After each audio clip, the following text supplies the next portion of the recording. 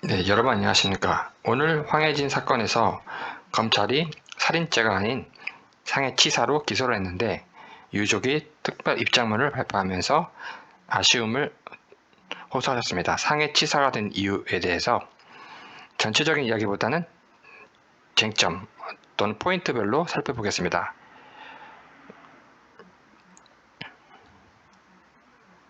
지금 이 장면 아시죠? 드러난 장면. 그리고 이 장면도 아시고요. 이 드러난 장면 떠나서 10분 정도의 폭행인데 4분이 비었거든요. 4분이 확인이 안 됐는데 검사가 전문가를 동원해서 4분 동안 있었던 일을 추론했습니다. 4분 동안의 행위. 따라서 처음에 구속영장이 기각됐다가 검사가 4분을 발견하고 4분 동안의 추론을 완성해서 다시 구속영장이 됐고 이제 상해치사로 기소가 됐는데 핵심은 유족의 주장은 부작위에 의한 살인죄로 처벌받아야 된다. 오늘 입장의 핵심입니다. 그 이유는 허위사실을 고지함으로써 허위사실, 거짓말에서 치료를 방해했다. 구조를 방해했다. 그래서 구조 의무가 등장하죠. 그래서 저희 사건과 정민 사건과 유사하고 구조 의무가 유행인가 봐요. 여러분 아시겠지만 제가 최초로 주장하고 있습니다. 그리고 대법원이 판례가 나와 있고요. 대법원 판례 근거해서 외국 판례가 아닌 외국 판례도 많이 소개했는데 우리나라 대법원 판례도 있다. 여러분께 설명드리고 싶은 것은 천부인권을 제가 말씀드렸고 천부인권 핵심이다. 현대사회에서 모든 법체계 윤리체계 이러한 천부인권과 같이 가는 것이 주의 의무입니다. 주의 의무에 대해서 여러분이 알고 계신 것도 있지만 굉장히 깊은 의미를 갖고 있고 광범위하게 쓰입니다. 우리나라는 민형사, 형사에는 독특한 체계가 없어요. 행정법에도 없고 헌법에도 없고 오직 민법에만, 정확히 얘기하면 민사법에 주의 의무가 있는데 다른 법이 영역이 민법에서 따옵니다. 인용합니다. 그래서 민사법상 주의 의무가 있는 건데 이게 대륙법이고 이것의 뿌리 영미법에서는 헌법에도 주의 의무가 있습니다.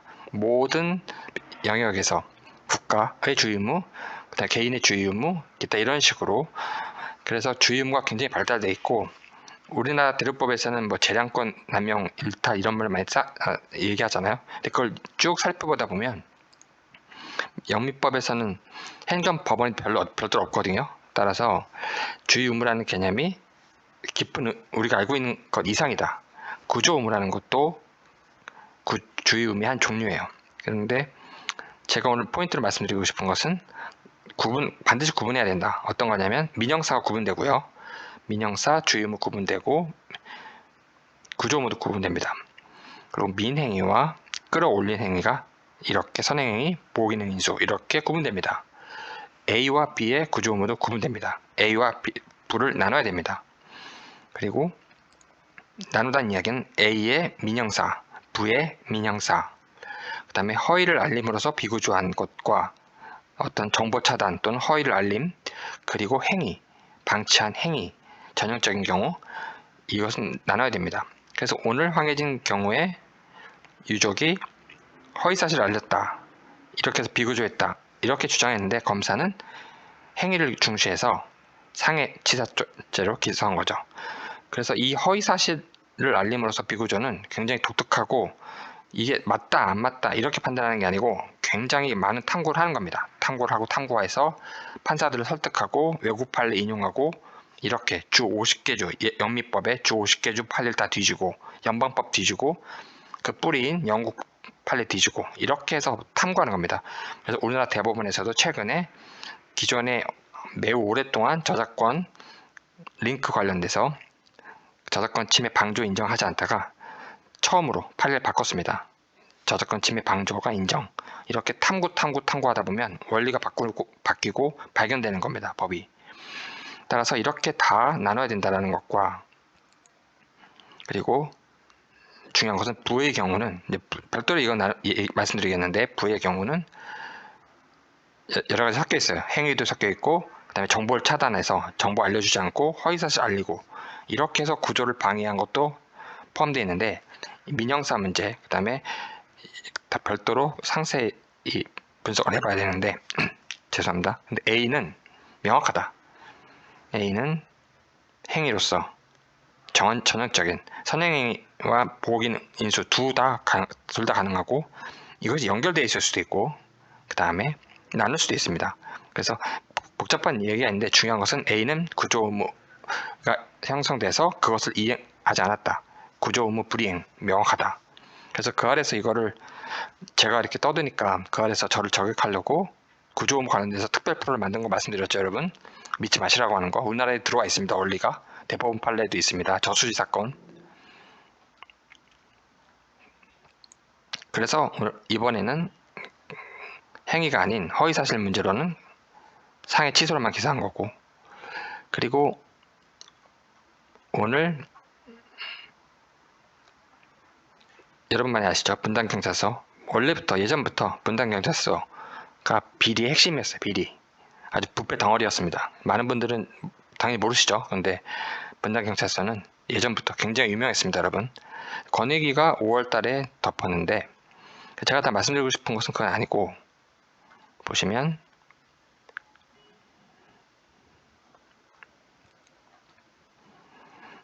이런 문제가 이번에 함께 드러나서 5개월 동안 뭐 했냐, 권익위로부터 받은 자료 어쨌고 뭐 했냐라고 국회의원이 따지니까 경찰이 경위를 확인해 보니 범죄 혐의가 없다 이 한마디, 그리고 중요한 것은 내사자료 증거거든요. 가장 중요한 것은 워터게이트 사건도 테이프 증거 때문에 다 드러나는 거고 이 세상 모든 것은 증거 때문입니다. 히틀러도 처음에는 학살한 걸 숨겼죠. 스탈린도 숨기고 모든 사람이 이렇게 숨기죠. 증거가 나중에 드러나는 거죠. 이 내사 자료를 제공할 수 없다 이렇게 얘기하고 있지 않습니까? 1조 사건도 이렇게 내사로서 다 덮고 있는데 하물며 얼마나 많은 이해관계가 있겠어요. 1조면 1조 사건도 덮는데 정민 사건을 안 덮을까요? 이런 식으로 지금 덮는 겁니다. 내사로서 다 덮고 있다. 제가 말씀드린 내사는 비리 원천이라고. 내사 자체를 악용하고 분당경찰서 자체가 비리 덩어리고 거기다가 1차 종결권까지 갖고 국수본 탄생하고 난리가 난 거죠. 이제 경찰의 시대. 그래서 정민 사건과 똑같다. 이렇게 내사 갖고 장난하고 있죠. 그리고 제가 비교적 최초로 유튜브에서 이재명 나왔을 때 바로 뇌물 의심된다 영상 올렸습니다. 그래서 오늘 윤 총장이 이 얘기를 했는데 문화일보에서 윤 총장의 예측이 맞았다, 잘 예측했다 얘기하는데 저도 예측했습니다. 저도 훨씬 전에 윤 총장 훨씬 전에 비리가 의심된다. 그래서 나왔죠. 근데 돈다발 찍은 사진이 있다 이렇게 찍어 놓습니다. 미리 나중에 써먹으려고, 자기네끼리 배신하려고. 자기네끼리 이 전체주의에 대한 특징은 자기네끼리 배신해요. 그래서 조선 공산당에서든 북한에서든 중국에서든 전부 자기네끼리 나중에 다 배신합니다. 자유는 이런 게 없어요. 배신하려고 돈 찍어놨다가 불리하면 뿌리는 겁니다. 이렇게. 제가 말했죠. 이거 어떻게 확보했냐고. 이 돈사발 누가 찍어놨습니까? 이렇게. 분명히 누가 흘렸을 거라고 제가 분명히 말씀드렸습니다. 여러분. 딱 찍어놨다가 뿌렸잖아요. 잡아가라고.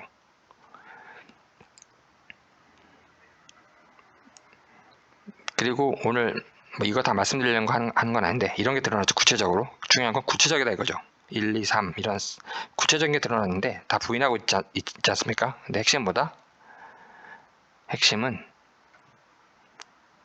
민사소송이 지금 진행 중이래요.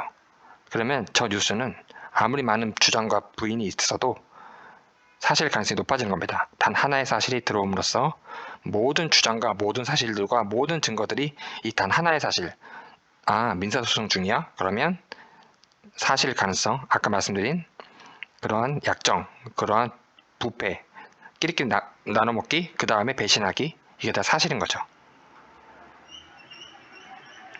그래서 이게 저도 한 번도 제대로 본 적이 없었거든요. 대충 보냐고. 근데 대장동 이렇게 생겼습니다. 그리고 이것이 경찰 조직도인데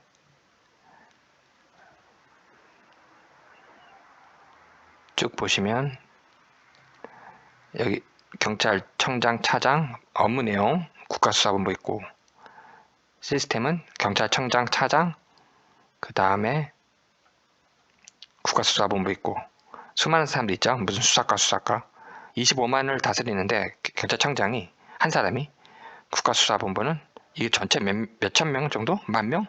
이 몇천 명인지 궁금한데 이 국가수사본부가 탄생한 겁니다. 그래서 이렇게 돼 있죠. 경찰청 1인이, 청장 1인이, 국수본 1인은 차장과 함께 청장의 지휘를 받고 시진핑 따라한 겁니다. 중앙무장경찰 25만 명을 지휘하는데 청와대는 이렇게 위에 또 청장은 누구 지휘를 받죠? 자기를 자르니까 겁나서 청와대 말을 따르는 겁니다. 누가 말하는지도 모를 거예요. 청와대에. 헌법기관이 아니다. 이 세 명 다 헌법기관이 아닙니다. 청와대 비서관들, 경찰청장, 국수본장, 헌법기관이 아니다. 근데 25만 명을 1인이 지배. 그 다음에 이번에 이런 1차 종결권이 주어지고 기타 이러한 국수본 본격적 활동. 첫 번째 케이스가 정민 케이스, 두 번째 케이스가 대장동 게이트. 첫 번째 게이트로 걸린 거죠. 정민 사건이. 그래서 일을 안 하는 겁니다. 여러분. 그동안의 부패가 다 종합돼서 새로운 제도가 나왔는데 정민 사건을 안 하고 있는 거죠. 지금 저희가 알고 있는 게 검사 2,000명 정도 되잖아요. 근데 검사는 1인당 한 사람 한 사람이 각 헌법기관입니다. 여러분. 2,000명의 헌법기관이 전국에 퍼져서 자유를 수호하는 겁니다. 검사가 타락한 건 어떻게 됐냐? 그건 개별적인 문제예요. 제가 항상 말씀드렸죠? 일반적과 개별을 구분하라고. 일반 원리를 구분하시라고. 일반 원리는 이런 헌법기관입니다. 헌법이에요. 그래서 경찰로 가면 이렇게 망하는 거고, 헌법기관도 아닌 애들이 헌법기관 2,000명이 자유를 수호하고 있는 겁니다. 훌륭한 검사도 많이 있으니까 개별적인 케이스 갖고 일반 원리를 혼동하시면 안 됩니다. 그래서 많은 조국, 추미애 이런 사람들이 글을 잘못 써가지고 이 선무당 학자들이 엉뚱한 이야기하고 있죠. 그래서 헌법기관이다. 그래서 헌법을 무너뜨리고 검사를 무너뜨리려고 하는 겁니다.